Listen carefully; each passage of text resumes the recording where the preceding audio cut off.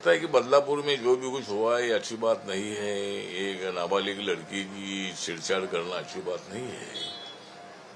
एक तो ऐसे लोगों पर, ऐसे नौजवानों पर बैन लगाना चाहिए, उनके ऊपर बाइकआउट डालना चाहिए और उनके माँ बाप ने ऐसे बच्चों को थोड़ा सा सही मार्गदर्शन करने की आवश्यकता है।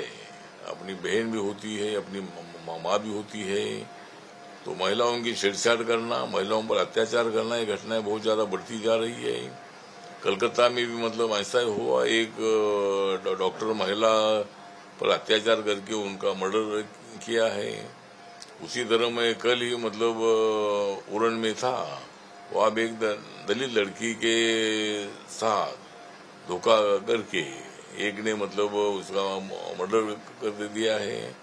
तो ऐसी घटनाएं रोज कहीं न कहीं तो हो रही है। तो मुझे लगता है कि समाज की मेंटेलिटी बदलना चाहिए और कानून इतना स्ट्रिक्ट बनाया है कि अत्याचार करने वालों को फांसी की सजा मिलनी चाहिए। इसी तरह का लोकसभा राज्यसभा ने कानून बनाया है, लेकिन और भी पुलिस डिपार्टमेंट ने ज्यादा ध्यान देने की आवश्यकता है।